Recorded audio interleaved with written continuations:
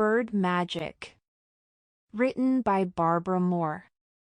Illustrated by Karen Schneider. Chapter 1. The Birds. Jenna and her mom, Manjari, and her dad, Ravi, had arrived from India to live in a new country. Jenna wanted to make friends at her school, but it was hard when her family was always moving and changing houses.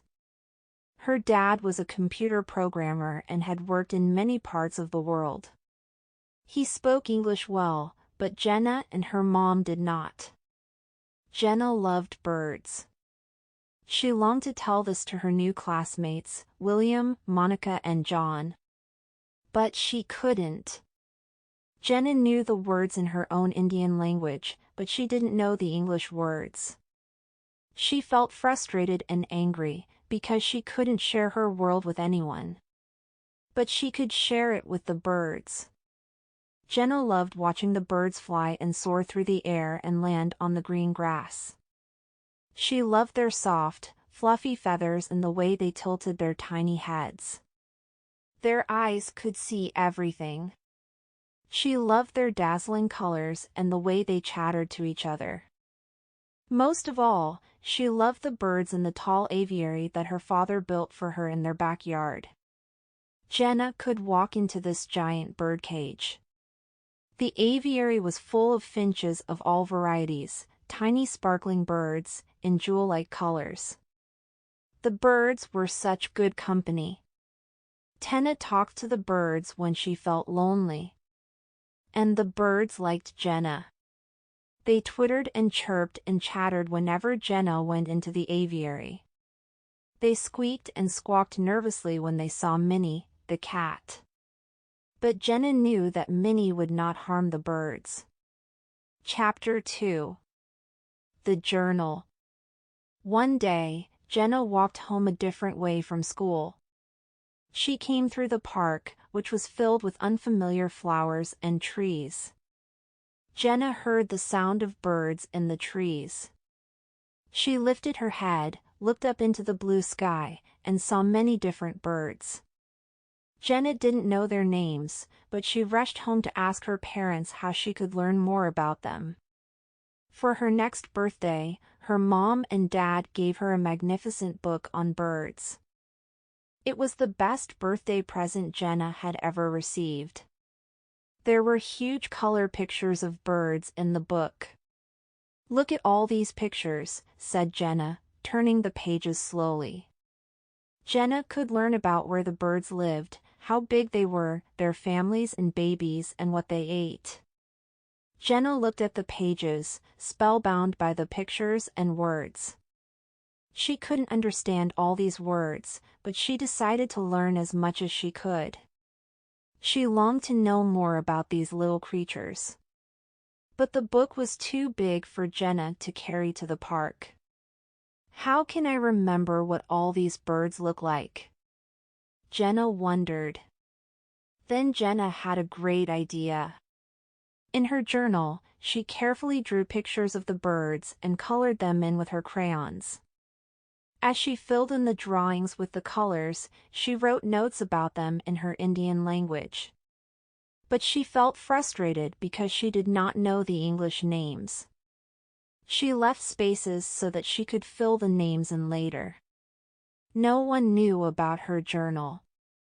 It was Jenna's secret. Every night, after finishing her homework, she would take her journal out of its secret place. She studied the drawings she'd made so she could recognize the birds the next time she saw them. Jenna loved looking at her journal and her bird book. But she wished she had a friend to share them with. Chapter 3. Billy. Then one day, something happened. As Jenna walked through the park on her way home from school, she saw William, John, and Monica standing together in a huddle. What can they be looking at, she wondered. The kids looked worried. Jenna stood off to the side watching them until Monica noticed her. "Jenna, come here," Monica called to her. "Look what we found." Jenna walked slowly over to where the kids stood. As they moved aside, William pointed to something on the ground. "Look, Jenna," said Monica. "Do you know anything about birds?" Jenna looked, and there was a beautiful bird. It didn't move. It was terrified and trembling. It had hurt its wing and couldn't fly away. "What should we do?" asked Monica. "We should help it," said William. "But how?" "We have to do something," said John. "But what do you do with an injured bird? It looks so helpless, doesn't it?" Jenna couldn't understand what the children were saying, but she understood the language of the little bird. Jenna looked at the bird, and the bird looked back at her, and she understood how it felt. In her heart, she knew what to do. And she had to get the children to help her. She signaled to the children to follow her home, which was just across the street from the park. Jenna found a big box, a blanket, and some straw.